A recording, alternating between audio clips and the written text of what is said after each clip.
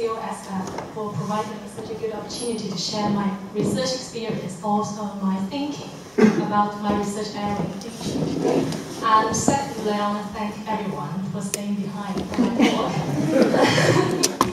Okay, so my topic today is about a new dimension for anti-cancer drug screening, and probably not just for anti-cancer drug, but also for broader pharmaceutical industry. So I would like to explain. So what do I usually do every day in a lab? And what really does biomedical engineering mean for everybody? And also give you some highlights in my research. And so I'd like you to bear in mind one famous saying in this area, like all models are wrong, but some are useful. I can't remember who said it, but I just put it here. So what is tissue engineering? What is biomedical engineering? So I have to say, if I live in the 19th century, what other scholars in Oxford would think I'm doing. So this is the cover. This is the cover of Frankenstein. So people would think it's a very mystic thing to reconstruct human tissue just in a lab. It sounds very fascinating, but also a little bit dangerous. And so our author, Mary Shelley, really inspired not just scholars in her time, also scholars in our recent life. So what is the real relation between technology and human beings who invented those technology? And still, that's the issue in pharmaceutical research, and that's still the issue of all the biotech industry.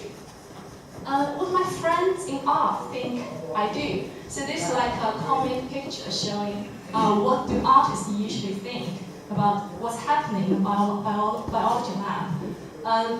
Usually people think there's some, of course, test tubes, and there's some reaction going on, you're creating new life sometimes. And that really inspired a lot of Hollywood films to create a lot of crazy scientists, unfortunately, biochemists like me, with crazy eyes staring into test tubes. Oh, this virus or this new life is gonna destroy the world. I don't know why they always want to destroy the world, but they always do. But one of the more things I do is actually, we do not just do things in the lab. I always talk about what I'm reading now, not just about science, but also because biomedical engineering is such a multi-interdisciplinary area, so I need to read a lot of things. So she thinks I'm just like a baby wandering in the ocean of knowledge and pick up a few shells from the beach, like what Newton said. But what I really do, so I just picked up a few pictures for my thesis. So first, the one on the left corner is actually a real bioreactor I made in the lab. It's made from some polymer. And so basically you culture the living tissue in those small holes that you can see, and you feed them food.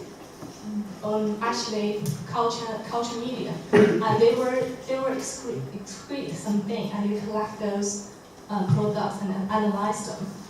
And we all think a stereotype of chemistry lab is you have bottles of colorful liquid on the desk, like on the cover of every chemistry textbook. So I have to put this picture here. So basically this is a culture medium with different colors indicating different pH of the culture medium, which is quite interesting for cosmetics industry sometimes. And this one is actually something we call the multiphoton microscope, which I use a lot in the lab, unfortunately. I'm not a physicist, but I have to deal with such a big machine. And in this picture, you can see it's quite bright, well lit. Actually, as a biochemist, you do have to work in the darkness a lot. So sometimes when I get out of this multiphoton machine room, when I look at the sunshine, I just couldn't open my eyes like a prisoner, just out of prison. And you'll be oversensitive to sunshine for a few hours, and then you'll be fine. Unfortunately, you will get back the next day. So we had a joke in biochemistry lab saying, the similarities between prison and the biology lab is you just got out yesterday and you come back again.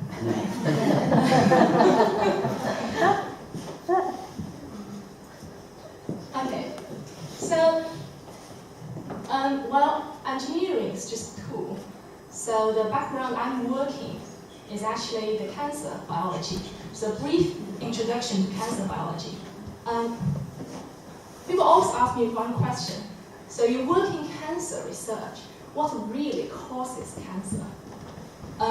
This is a huge question actually started from ancient Egypt, because people actually found samples of cancer back in ancient Egypt. So actually they analyzed some samples, but until 19th century, pathologists really discovered the mechanism behind cancer cells. So it's actually caused by some mutation in the normal cells. So mutation sounds really dangerous and quite rare. And people always link mutations with X-rays, radiations. But actually, I have to tell you, mutation happens every second in your body. Just in this conference, you probably have loads of mutations already going on. And quite a lot of them might be fatal, but you're okay. Why? It's because our human body is so amazing. It has evolved through so many millions of years, a very complicated system, including immune system, to recognize all those abnormal cells and just kill them right away. And there is also a balance between the good cells and the bad cells.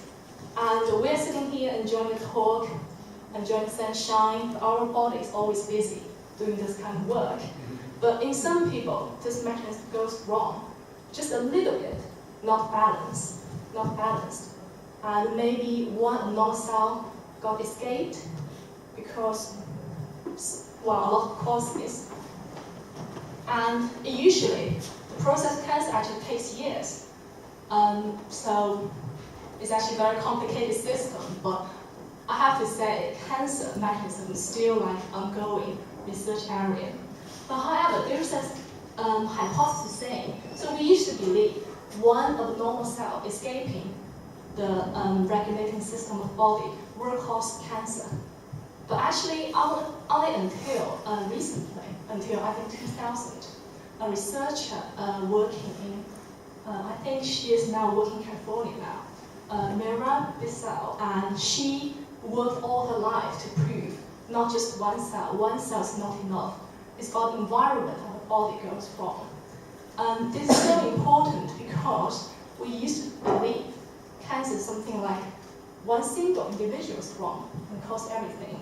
But actually, because it's such a long time process, so why it takes such a long time? Because you need the environment for body to get used to carcinogenesis, which means the start of cancer. It sounds a bit ridiculous, but now proved in the lab, like one abnormal cell can gradually induce the environment surrounding the cell to gradually like the cancer cell. And sometimes the environment will think, which is the tissue surrounding the cell, okay, this is a good cell. It's so great, it can keep proliferating forever. And it's actually producing a lot of interesting signals, trying to tell your body, I'm a good person, you should get used to me. If you think I'm not good, you're the wrong one. So cancer cells really actually dangerous thing. It's not because itself is dangerous, it actually can send wrong signals to the surrounding environment, and sometimes even cause damage to normal cells. Because sometimes those immune cells in the body, they're good warriors, they're always rectified. And when they can't recognize from good, they can't recognize bad from good, they might even attack our normal tissue. So this is cause the whole environment is wrong, finally caused the eventual cancer. And one factor in the environment is what we call angiogenesis, which means the formation of new blood vessels. Because I probably already mentioned why we need to create a bioreactor in tissue engineering lab is actually we need to feed those tissues. So a cancer cell they cannot survive if they don't have the blood supply to provide oxygen and nutrients to them. And what they usually do is they can recruit some cells to form new blood vessels surrounding them. So they do not only cheat the whole immune system, also they recruit people to work with them. So people usually discovered those in animal models and also in humans, around those humans, they also very rich blood supply, supplying those tumors to grow bigger, migrate throughout the body. It's quite a scary picture. So these are some of the molecules I am working on just to use. So some of them actually, usually, they have a mechanism of targeting the DNA of cancer cells. For example, cisplatin, which is a quite dramatic, old-fashioned drug, but it's very efficient. But some of the medicine is already proved to actually target at those blood vessels, which is surrounding the cancer cells. For example, paclitaxel, which is found in a tree, a kind of tree, a bark tree. So it does not only kill cancer cells, but also kill the blood vessel cells surrounding the cancer, which is more efficient based on the neurothistles theory. Okay, so that's the background of cancer. And now, what is biomedical engineering? So biomedical engineering compared with traditional bioengineering, it emphasizes more on the human tissue because sometimes we use bacteria in bioengineering, but in biomedical engineering, we always consider human tissue. And it has more practical use, like in medical devices, farm research, etc. And because it's engineering-based science, so it requires a lot of imaging, modeling, data process. So that's the difference.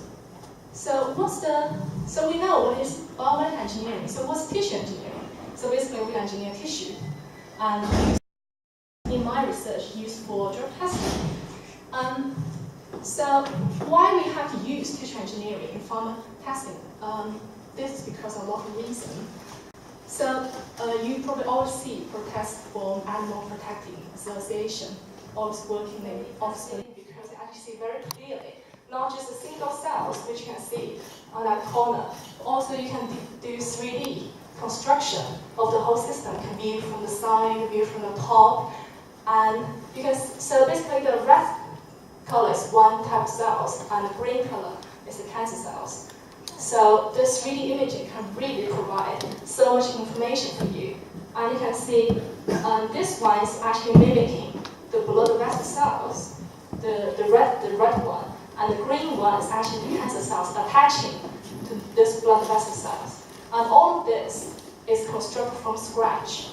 So just 4 days ago, they're just single cells, isolated either from umbilical cords or from the cell bank. But then 4 days, by tissue engineering technology, we actually constructed this co-culture system, simulating the new blood vessel formation and the interaction between cancer cells and new blood vessels. So that's the magic of tissue engineering. And I just want to show you the beauty of science, because I talk about some of the dark parts of science in the 19th century. So I really want to bring you some bright colors. So the top pictures are still some artificial tissues which are made in test tubes in those bioreactors. They're just blob cells, but actually have really complicated communication system with them. And this really beautiful curve is actually, it's not prediction, it's the reality. The statistics I've got from those cells. You don't have to dive deep into what this curve means. I just want to show you the nature really has its own language. Because when I was doing the statistics, I don't know what kind of curve I might have. But when I finish the statistics, just random, this like hundreds of data, and when I summarize them together, I can see this beautiful pattern I used to see in the math textbook. So this first time I saw this curve in the real life, and I said, oh wow, actually Cuba, they have their own language to say, to communicate with each other. So I have to say math has its root in the science. So this is just basic pharmaceutical analysis. You have to choose a portfolio of measurements. give an objective prediction of the drug. And also, not just the data, but also for the picture I showed to you, in order to get some quantitative data, you need to look at analysis on morphology. Like, for example, take this example as an example. You have to do studies on the tubulums and area, and this all study can be done in a computer. But compared with traditional research, even for animal testing, what you usually have just a few column charts, but just for a few pictures from tissue engineering, I can get so much information with so little stress. So just from the experience of research, I would say this is really the future of pharmaceutical research. So this is the comparison study, comparing different models to make sure I'm actually choosing the right method. And this more like 3D imaging. This like to show you medium pH, what's the talk between different cells. I'm not going to go into detail. I just want to show you the information. Just a few pictures, you can analyze so much after that data mining. Maybe at first you get a few column charts, and then you analyze them again, you get more beautiful curves. So pharmaceutical research is not like day after day animal testing for scientists. It's actually you construct beautiful tissue from cells, sometimes recycled from not useful human tissue. For example, cords, and use those waste to construct tissue. And well, we can't totally cancel animal testing for farm research at the moment, but we can optimize the research with tissue engineering models. So this is just going to show a good model doesn't only have a good concept, it must have a really good, easy, good protocol to be carried out, not just in our lab, also labs in China, labs in everywhere else. So that's the conclusion already said that. So animal testing can be reduced by tissue models, and researchers will have less stress with better data. And this should be the nature of farm research. So finally, I'd like to thank COSF again, and thank my family and my husband. And if you want to find me, you can find me on LinkedIn. Please keep in touch. And I'm really interested in talking about not just farm, but also interdisciplinary cooperation. Because biomedical engineering is really cooperation between different science and engineers and entrepreneurs. And thank you so much.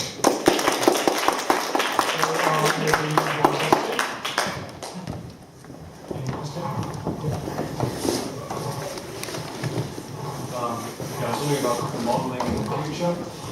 Right now you actually work with individual cells, but as computer modeling actually gets better, do you think that you're actually going to rely more on computer modeling and actual, not only just one computer model, but you can actually see the variance in every single computer model in the future, and then at the end only go back and maybe look at it inside the cell itself. And so in the future, you're going to study biology maybe without even using biology. Do you think that's part of your future as well? Yes, well, I have to say, you have some certain point in your argument, because actually a lot of biologists, they are worried they might lose their jobs in the future. Like some excellent engineers, like a few engineers already presented in today's speech. But as a biologist, you always have a good instinct. I don't know how that can be built, but actually a few years of training in biology, you actually have that instinct. You know what's going to happen when you see a really messy system. And even without the further analysis, it's a really interesting skill built up by biology, which is usually defined as not a hard science, but also controlled by a more complicated system, which is sometimes we call a black box system. So I think biologists still have the advantages to cooperate with engineers because they can point to the right direction with their experience in biology.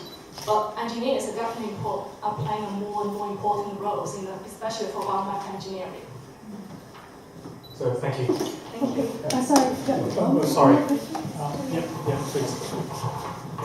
Hi, thanks for your talk. I was just wondering, you mentioned the angiogenic factors tumors and the fact that tumors need oxygenation and feeding. And I was wondering if you've gone far enough in your model that you can actually use the other cells to oxygenate the tumors, and if you've been able to grow it large enough so that in the center it faces the same problem that actual tumors in the body face, that they can't receive oxygen and you need blood to perfuse the tumor. Yes, actually, I think I can say to a certain level I can mimic the process, and that's why we're using that type of cells. I mentioned it repeatedly, the umbilical cord cells, but actually it's umbilical cord endothelial cells, which means blood vessel cells from umbilical cord, which is very good model cells to learn angiogenesis. And you mentioned maybe if that's really what's happening in cancer, living tissue cancer, I would say we are still in the process. That's why we need to do research. But I'm saying actually we can see a lot of exciting progress in this area, because by cooperating with engineers, we can actually build really good bioreactors which can grow larger tissue. Well, I think the largest tissue we can grow at the moment, well, maybe 10 years ago, was heart, because they actually built the heart beating in the test tubes. At the moment, a lot of people are doing research and grow liver. And some scientists in MIT, they actually created a name called human tissue on chips. So basically they have blocks of different human organs, and when you block them up, it's kind of mimic the whole body's behavior. So I think back to the cancer research, I'm sure maybe in 10 years, we can actually really mimic what's happening in the cancer tissue.